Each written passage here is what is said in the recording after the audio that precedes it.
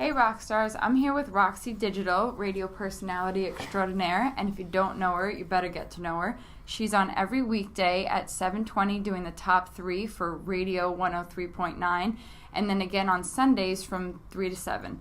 So first of all, thank you for taking the time to do this. Welcome. Of course, Suzanne. We actually went to high school together, and woohoo, Fall Park. Nice. And just, as two women making our own way in this industry, it's nice to come together and support one another. A little background info first. How did you get involved in radio? Went to St. John's University in Queens, and crazy story, I always say this, I majored first in Spanish. I wanted to be a high school Spanish teacher, was dead set on it, and then 9/11 happened. Everybody knows 9/11. September 11, 2001. I was a freshman. I was about 19, taking my Spanish literature class at St. John's Hall.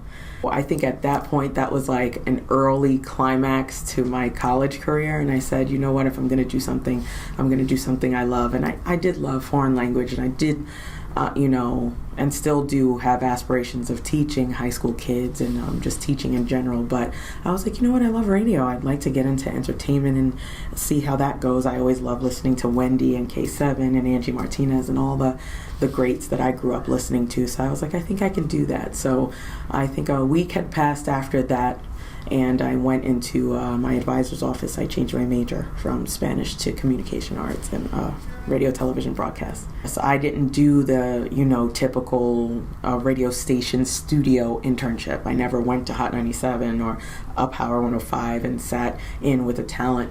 I did internships at like corporate media outlets. Like I was at Katz Media, and I did direct sales, and I did research. And I did, what else did I do? Everything that did not have to do with me being on the mic, I did an internship for, which I didn't know would add on to my skill set. So in a way, that's a blessing. So I was like, you know what, I'm learning things outside of radio so that if I do get hired in radio, I could be like, I know how to do sales. I know how to do research. So I was like, you know what, let me take this as a blessing. I'm not gonna freak out too much and get discouraged. Right. Fortunately for me, what doesn't happen to a lot of college graduates right after they graduate is getting a job. I did get a job. I got a job in television sales, and I hated it. My advisor hooked me up. Love you, Mr. So, but hated that job. I hated it so much I only stayed in it for 2 months. So I quit that, and I said, I'm going to find a way to work in radio. Blessings upon blessings, I got hired as an intern at BET Radio Networks. Nice. So I was like, okay, I'm an intern. I'll do this work for free, when I was just getting paid 2 months ago. But what was great about that is it exposed me to all the celebrities. I did interviews with like some of the biggest names. The first person I interviewed was Rihanna when she was 17. Damn. And 50 Cent and Kevin Lyles, and the list goes on and on. So I kept that as like my catalog. I was like, yes, this is crazy for me. And for me being an intern, I was 21 at BET. I just thought networked equal talking. So I would go up to people while I was at BET and be like, hi, my name is literally that simple. My name is Barbara. I'm an intern over at, BET Radio Networks. One person I said hi to, his name is Larry Hester. He goes by the industry name Black Spot. I don't really think it's an industry name. It's probably his nickname. But he heard my voice. And again, at the time I was 20. I've had the same voice since I was like 16. But I always had that sultry sound. Right.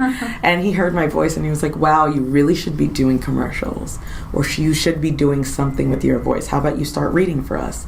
And I was like hyperventilating. I was like, oh my God, all I did was tell this dude what my name is. And I struck up a friendship. Like we started talking because we were bonding over, we both had pet cats.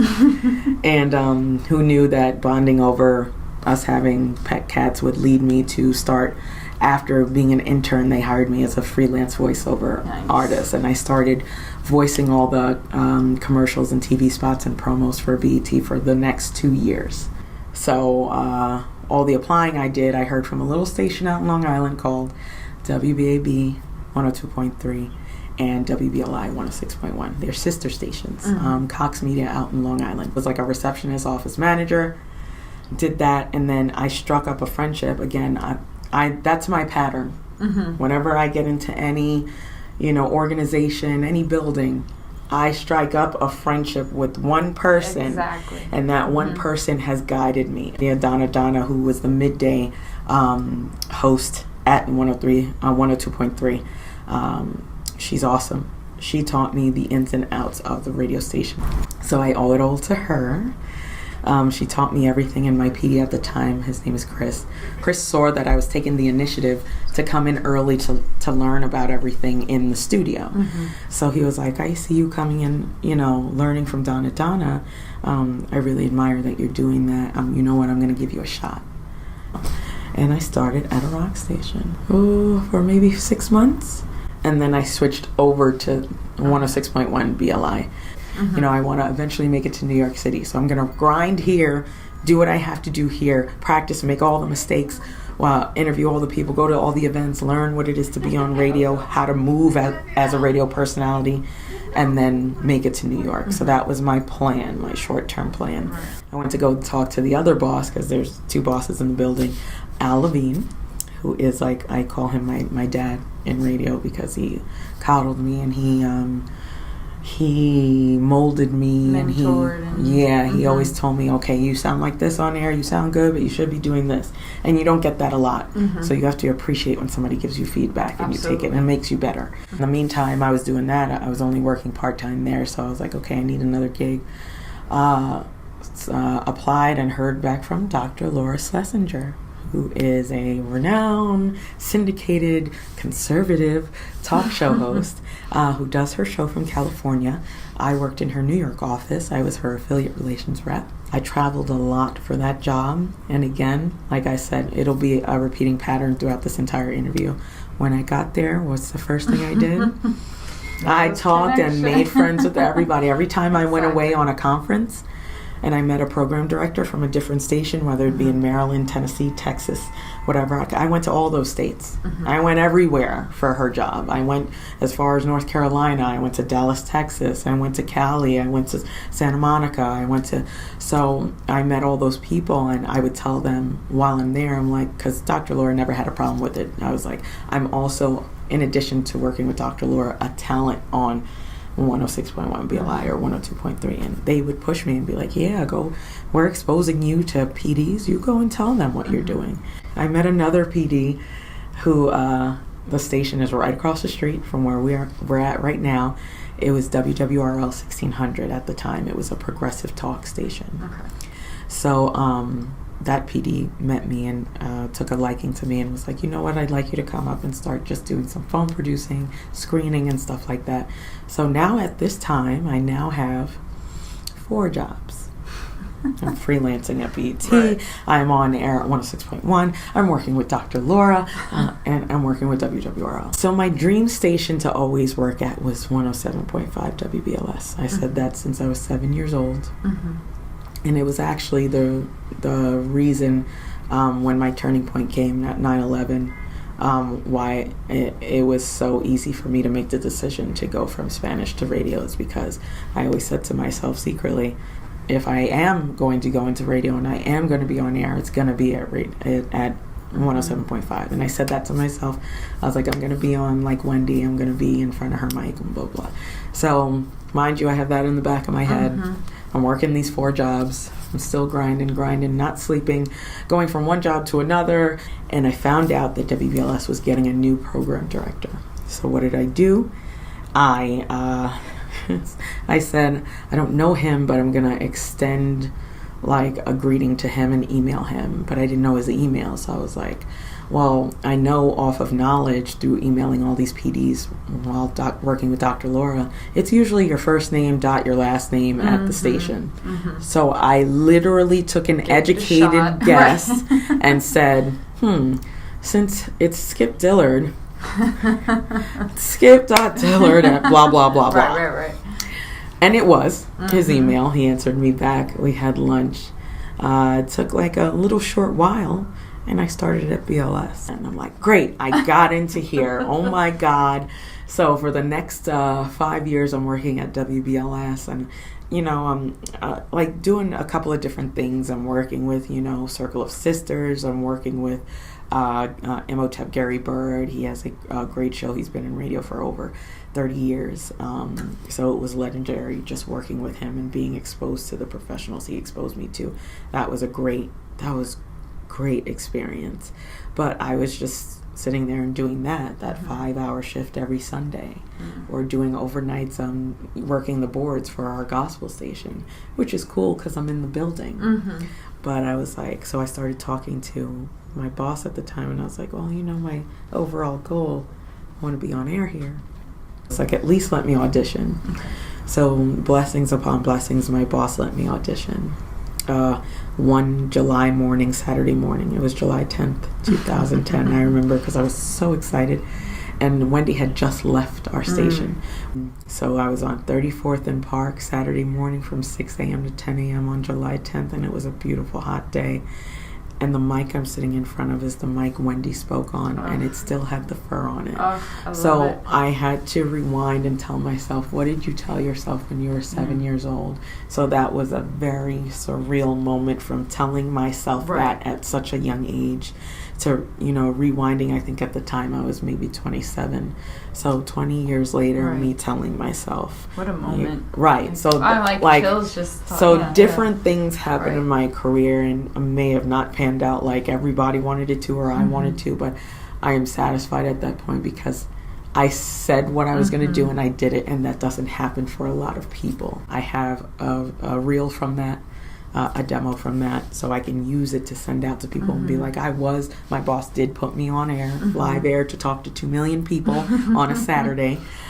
So that was a blessing, because sending that out to different PDs, they're like, wow, that's pretty impressive.